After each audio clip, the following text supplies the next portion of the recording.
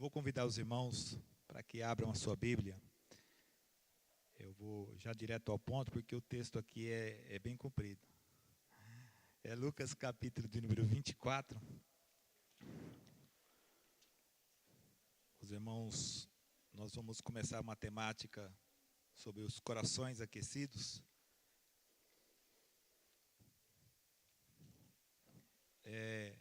O evangelista, ou o Evangelho segundo escreveu Lucas, capítulo 24, versículo de número 13 até o versículo de número 35. Eu gostaria que os irmãos acompanhassem essa leitura com toda a atenção, até porque nós não vamos fazer uma exposição de todos os versículos, porque é muito comprido, né? E aí os irmãos depois vai crucificar o irmão Alessia. Então vamos lá. E eis que no mesmo dia iam dois deles para uma aldeia que distava de Jerusalém 60 estádios, cujo nome era Emaús. E ia falando entre si de tudo aquilo que havia sucedido. E aconteceu que, indo ele falando entre si e fazendo perguntas um ao outro, ao mesmo Jesus, se aproximou e ia com eles. Mas os olhos deles estavam como que fechados, para que não conhecessem. E ele lhes disse: que palavras são essas que caminhando trocais entre vós, e por que estáis tristes? Respondendo um, cujo nome era Cleopas, disse-lhe: és tu só peregrino em Jerusalém, e não sabes as coisas que nela têm sucedido nesses dias? E eles perguntou: quais? E eles lhes disseram: as que dizem respeito a Jesus, o Nazareno, que foi um profeta poderoso em obras e palavras diante de Deus e todo o povo. E como os principais dos sacerdotes e nossos príncipes os entregaram à condenação de morte e o crucificaram. E nós esperávamos que fosse ele o que remisse Israel, mas agora, como tudo isso é já hoje o terceiro dia desde que essas coisas aconteceram. É verdade que também algumas mulheres dentre nós nos maravilhavam, as quais de madrugada foram ao sepulcro e, não achando o seu corpo, voltaram dizendo que também tinham visto uma visão de anjos que dizem que ele vive. E alguns do que estavam conosco foram ao sepulcro e acharam ser assim como as mulheres haviam dito, porém não ouviram. E eles disse: ó nécios e tardos de coração para crer tudo que os profetas disseram. Porventura não convinha que o Cristo padecesse essas coisas e entrasse na sua glória? E começando por Moisés e por todos os profetas, explicava-lhes o que dele se achava em toda a Escritura. E chegaram à aldeia para onde iam, e ele fez como quem ia para mais longe. E ele o constrangeram, dizendo: fica conosco, porque já tarde, e já reclinou o dia, e entrou para ficar com eles. E aconteceu que, estando com eles à mesa, tomando o pão, abençoou, partiu e deu. E abrindo-se então os olhos, e conheceram, e ele desapareceu. E disseram um para o outro: porventura não ardia em nós o nosso coração, quando pelo caminho nos falava, e quando nos abria as Escrituras?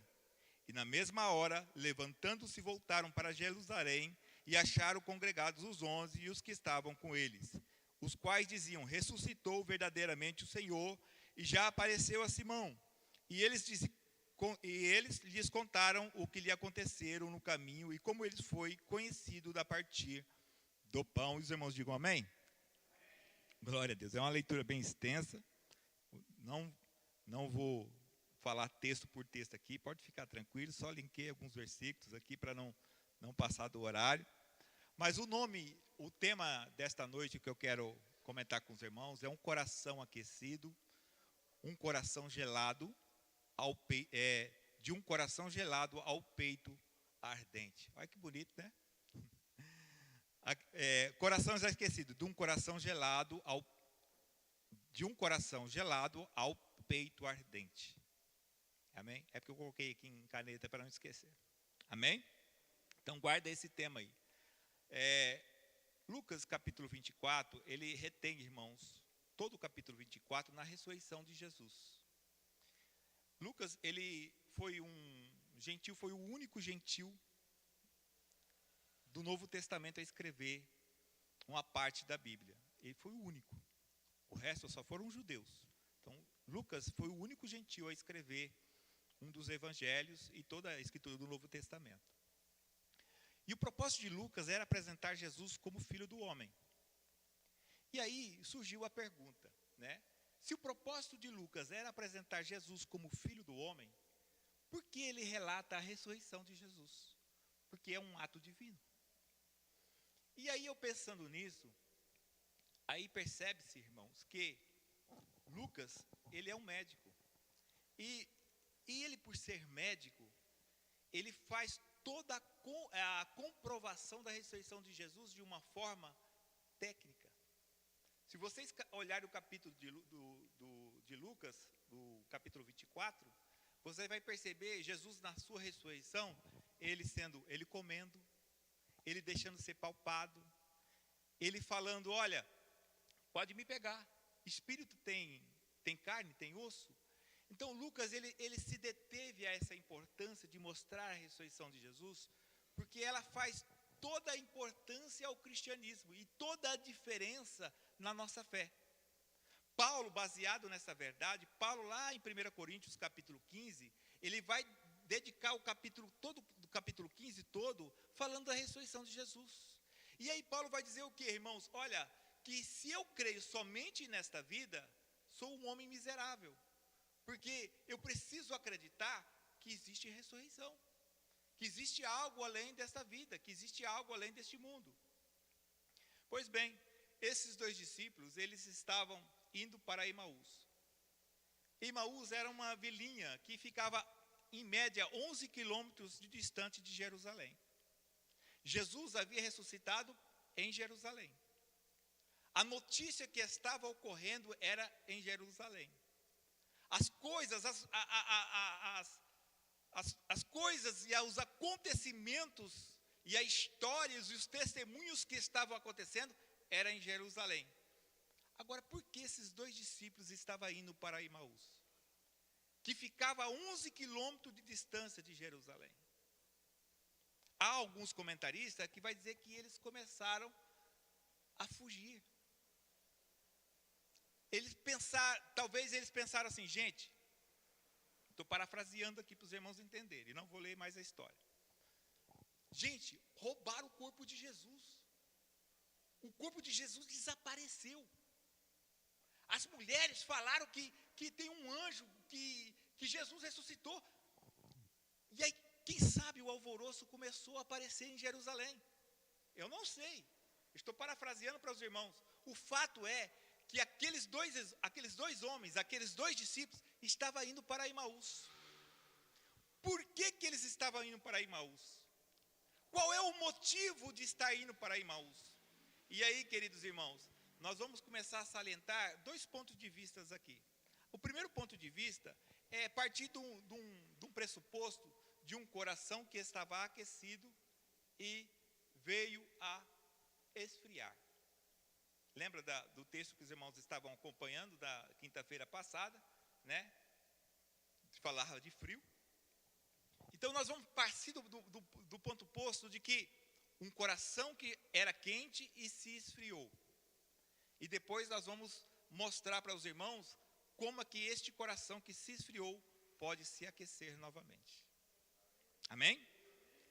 Então veja bem, a primeira coisa que nós olhamos aqui, queridos irmãos, o primeiro diagnóstico de um coração que está se esfriando é quando ele foca exclusivamente nas circunstâncias.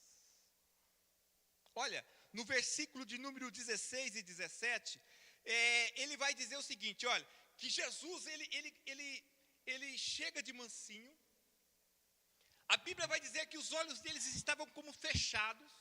Alguns comentaristas vão dizer que o próprio Jesus que fechou os olhos deles, e alguns comentaristas vão dizer o seguinte, que olha, talvez é o ponto de vista do testemunho deles, dizendo, olha, nós estávamos com os olhos fechados, nós não conseguimos ver Jesus.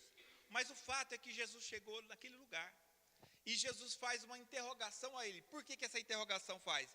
Porque os corações deles estavam tristes. triste. Versículo de número 17.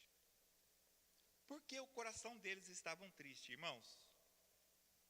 O coração deles estavam triste porque eles estavam vivendo uma circunstância e não uma promessa.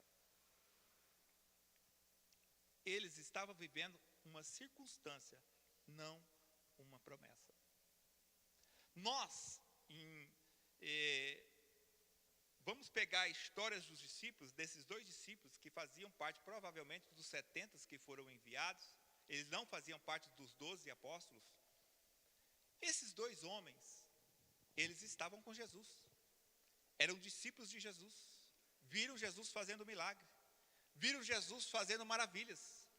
Mas de repente, no coração dele, quando tudo aconteceu, quando Jesus morreu, quando as mulheres contaram o testemunho que Jesus havia ressuscitado e levaram ela como loucas,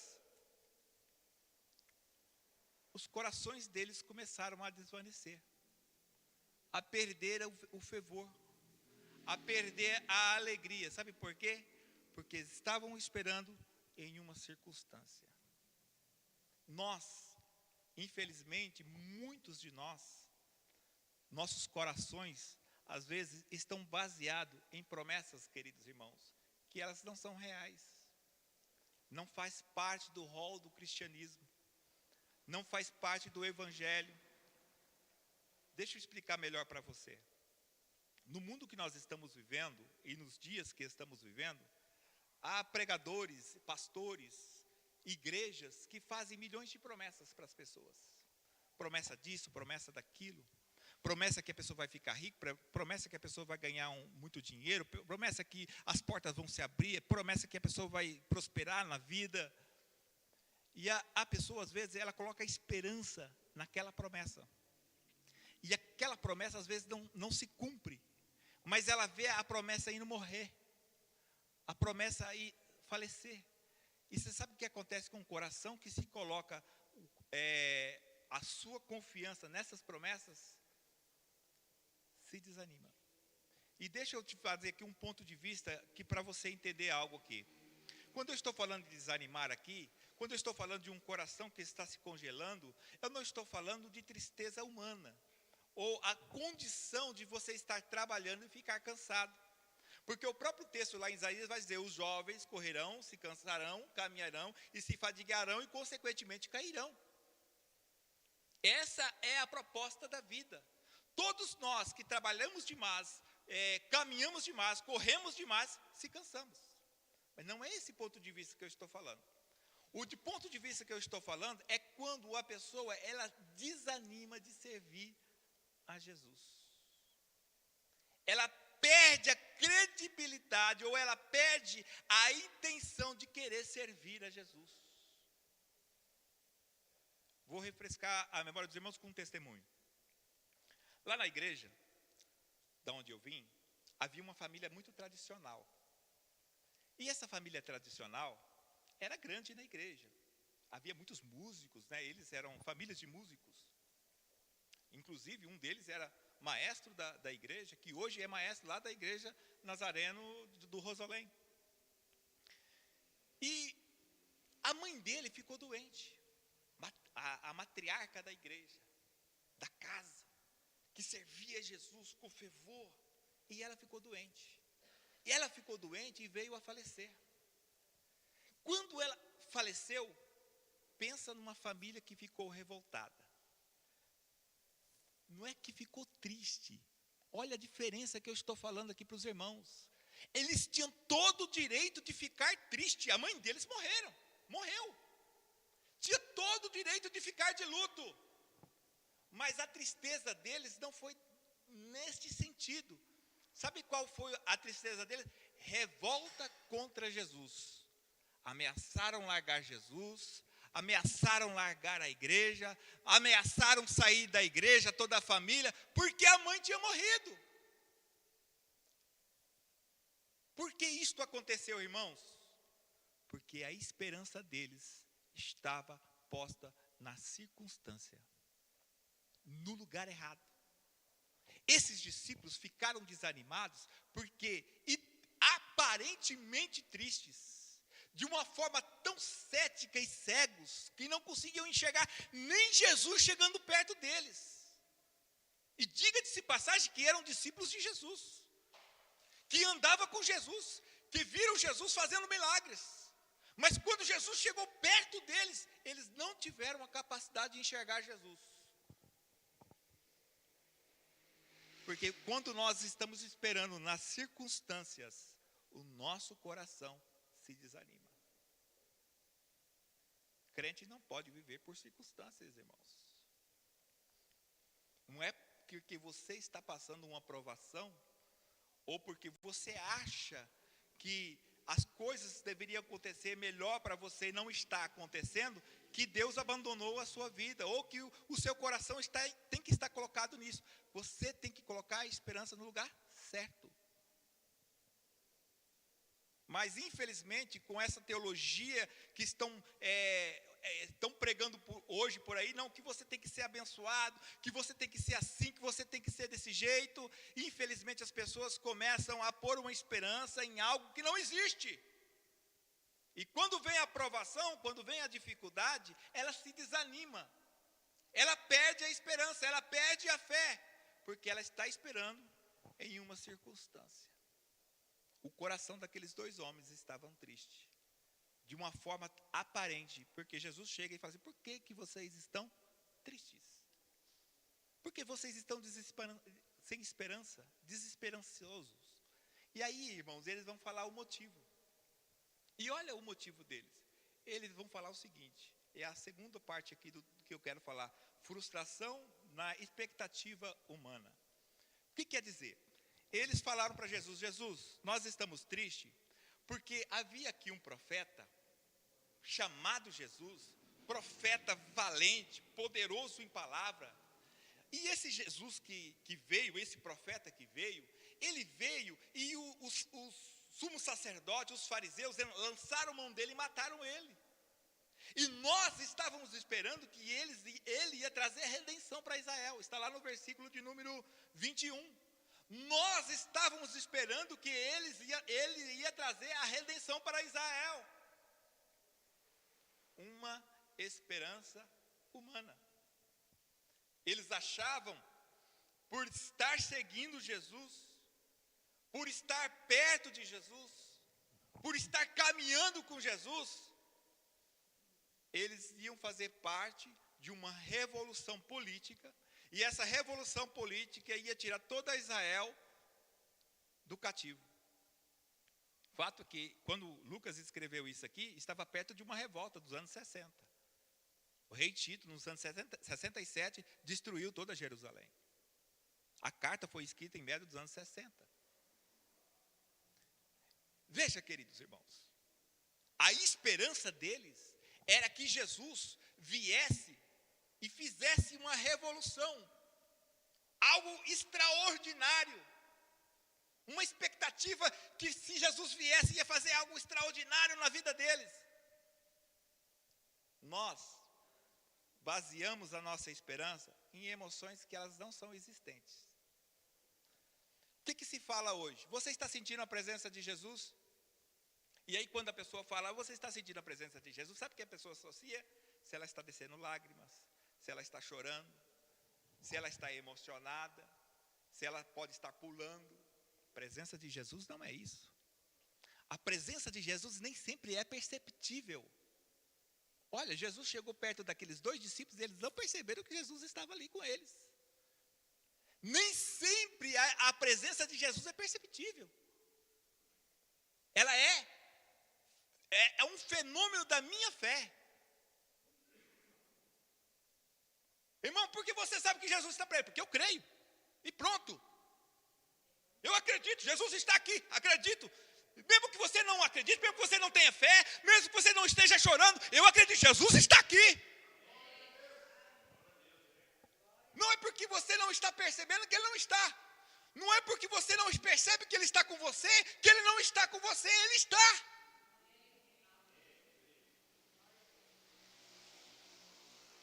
Nós não podemos levar o Evangelho por emoções. A fé ela não é gerada daqui para cima, do coração para cima. A fé é gerada da mente para o coração. foi gerada do coração para fora. A palavra de Deus sempre foi a prioridade de Deus na vida do homem.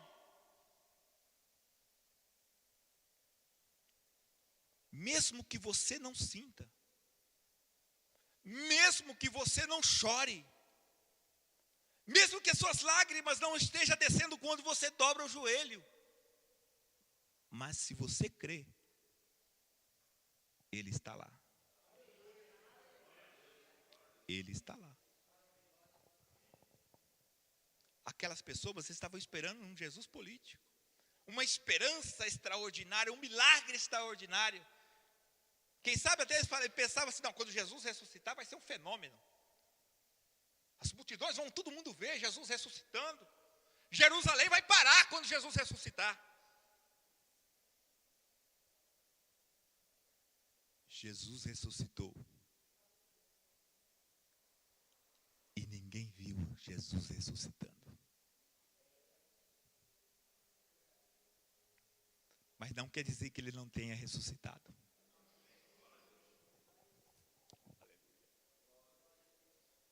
Terceiro, irmãos, que pode levar o homem ao congelamento: incredulidade vestido de ceticismo. Olha, eles ficaram tristes, porque estavam esperando em algo, num lugar errado. Eles acreditavam de uma forma errada, porque eles achavam que o Messias era um Messias político. E aí agora, irmãos, eles têm a discrepância de caluniar as mulheres de Deus. Quando eles vão falar o seguinte, olha, veio algumas mulheres aí, contando um negócio aí, e elas estavam meio doidas. Elas estavam meio loucas, falando nada com nada, e falaram que viram 2 anjos. E esses anjos falaram que Jesus ressuscitou. Você parou para pensar nisso? Qual foi a resposta de Jesus? Até quando vocês não vão crer? Ceticismo disfarçado de crença. Sabe o que é o ceticismo?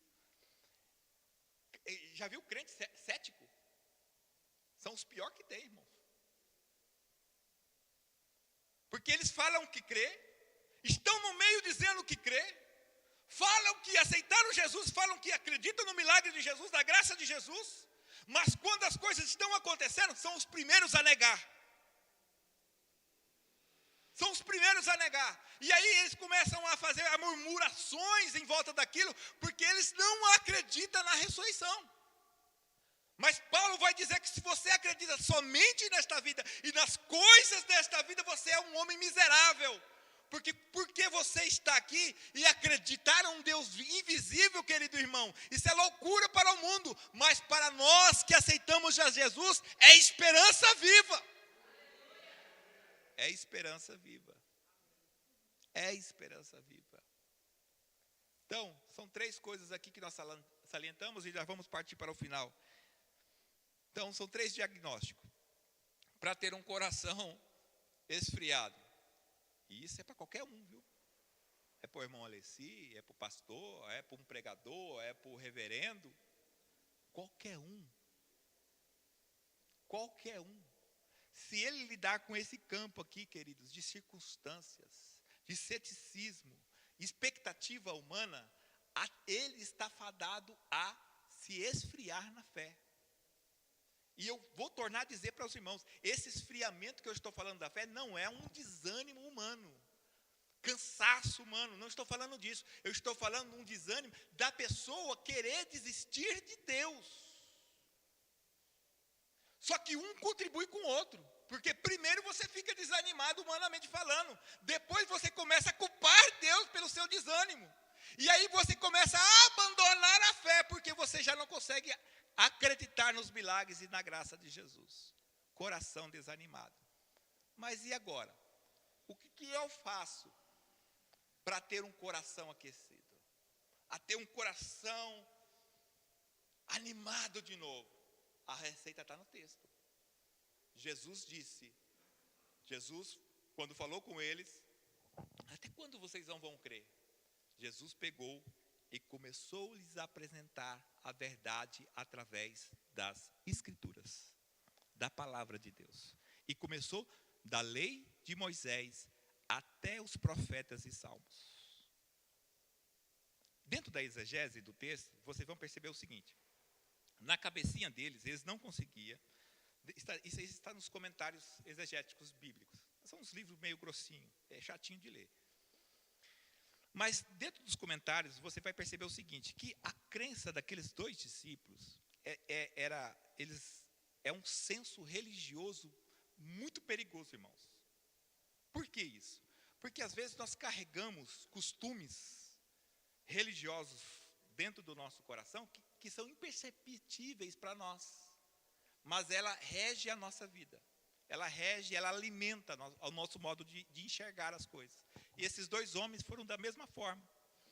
E eles não conseguiam entender como que um Messias poderia sofrer. Eles não entendiam isso. Porque para Israel, o Messias israelita, ele era um grande rei. Era um grande rei. Um rei político poderoso. Então, nenhum israelita ortodoxo conseguia enxergar um Messias sofredor. Aí, você vai ver no texto Jesus falando, através das Escrituras, como que o Cordeiro deveria sofrer. E Jesus começa a mostrar para eles, dentro das Escrituras, a primícia de um Jesus, um Messias que precisaria passar pelo sofrimento. E aí, queridos irmãos, sabe qual que é a resposta desta palavra que Jesus estava pregando? Um coração que começou a arder. Vai estar lá no testemunho do versículo 31. E aqui que está uma diferença que a gente, queridos irmãos, religiosamente pecamos. Religiosamente pecamos. Qual que é essa teoria? Quando nós falamos, você precisa ler a Bíblia. Você precisa ler as Escrituras. Você precisa fazer isso, você precisa fazer aquilo, você precisa conhecer as Escrituras. Aí, querida, a gente entra num limo religioso sem fim. Porque a intenção nossa de ler as Escrituras não é a melhor intenção possível. Eu vou explicar isso para os irmãos entenderem. Esses israelitas aqui, eles conheciam as Escrituras, sabia. Mas eles liam a Escritura de um ponto de vista religioso, de um ponto de vista de um Messias poderoso. Então, eles liam ela num ponto de vista errado. Quando nós, queridos irmãos, estamos lendo, ou quando você fala, vamos ler a palavra de Deus, ou vamos conhecer a palavra de Deus, essa palavra, ela não pode ser pelo fato de eu apresentar de uma forma religiosa a minha fé, o meu modo de crer. Eu vou explicar direito para vocês. Quando eu leio a Bíblia, por exemplo, eu recebi a missão de estar pregando hoje aqui. Quando eu leio a Bíblia, e lógico, irmãos, eu li a Bíblia em foco de pregar a palavra, a mensagem aqui nesta noite. Então, o foco meu aqui não é uma devoção pessoal. O foco meu aqui é transmitir uma mensagem para os irmãos, né? Então, essa leitura, ela pouco faz influência na nossa vida. Por quê? Porque ela é mais técnica. Você está criando uma argumentação para apresentar à igreja. Então, ela é muito técnica. E por ela ser técnica, ela é muito pouco absorvida. Ela é muito pouco absorvida. Porque você está no fim de transmitir à igreja. Mas, quando uma pessoa, ela para e ela pensa o seguinte, de uma forma religiosa: eu preciso conhecer Jesus. A mudança. Mudou. Eu preciso conhecer meu Jesus. A vontade de Jesus. As coisas que Jesus quer que eu faça. Você cria uma relação com Jesus. Você cria um elo com Jesus através da palavra. A intenção é outra. Você não está lendo porque você é religioso, porque você tem que ler, porque você precisa ler. Você lê porque você quer ter um contato com Jesus. Você quer ter comunhão com Ele. Aí muda totalmente, querido. Sabe por quê? Porque Jesus está à porta, Ele quer entrar. né? Mas nós não abrimos, sabe por quê? Porque somos religiosos demais. A nossa concepção religiosa não deixa Jesus entrar na nossa vida, queridos irmãos. O nosso ceticismo não deixa Jesus entrar na sua vida. Mas se você abrir o seu coração, começar a se envolver com a palavra de Deus, conhecer esse Jesus de uma forma para alimentar o seu coração e ter uma comunhão maior com Jesus, o seu coração vai começar a aquecer, em nome de Jesus. O seu coração vai se aquecer. Segundo elemento para nós termos um coração aquecido, precisamos ter uma intimidade gerada pelo um convite. Olha que coisa linda. Já estou encerrando, tá? Quando você, queridos irmãos, tem uma relação externa, né? Essa comunhão externa que as pessoas têm, uma com a outra, sem um conhecimento íntimo, é uma coisa. Mas você convidar uma pessoa para ter participar da sua casa é outra coisa. Ela vai ter ciência de quem você é. Ela vai saber o que você é. Com Jesus é da mesma forma. Só que nós temos medos.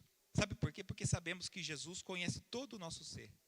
E se ele chegar perto de nós, culpa nossa vai ficar evidente.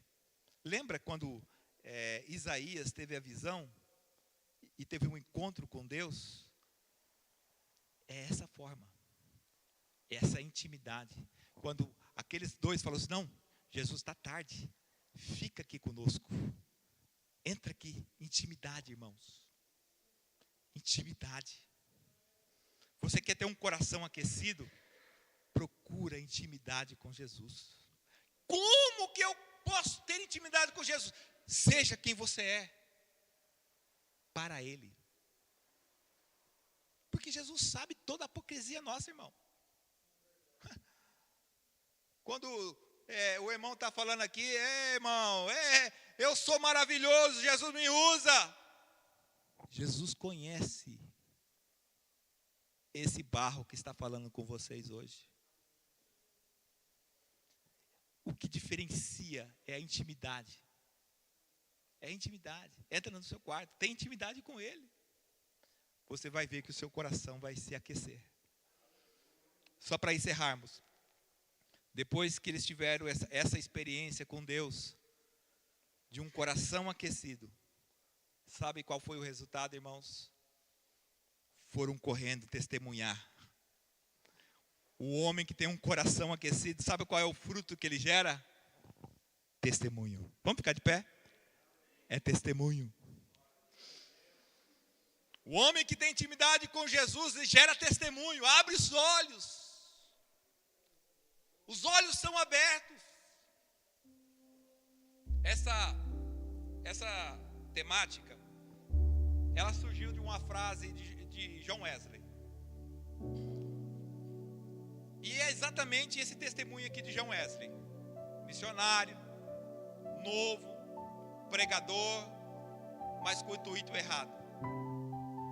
Vai fazer missão com o intuito errado, com o pensamento errado, porque era um homem religioso.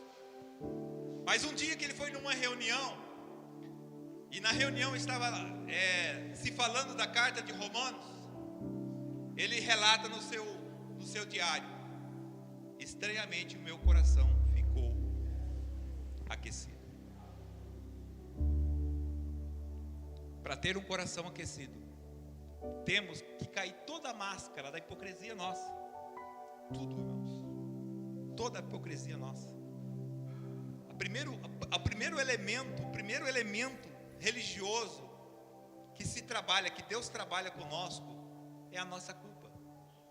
É a contrição segundo Deus, que está sendo trabalhada aqui na escola dominical. E quando o homem ele entristece segundo Deus, ele sabe que ele é culpado, ele se arrepende da sua culpa, essa contrição leva ele perto de Deus, a ter uma intimidade com Deus, uma comunhão com Deus. E é isso que Jesus quer com você. É isso que Jesus quer. A igreja está cheia de hipocrisia. Os templos estão cheios de hipócritas. Há muita gente hipócritas no meio do nosso mundo. Você vai sofrer injustiças no meio da igreja. As pessoas vão perseguir você, e aqueles que estão na sua casa vão perseguir você. Você vai sofrer injustiças aqui na casa de Deus. As pessoas vão perseguir você aqui na casa de Deus. Mas isso não é motivo para estar com o coração congelado. É motivo para você chegar mais perto de Deus. Vamos abraçar Jesus. Vamos abraçar Jesus.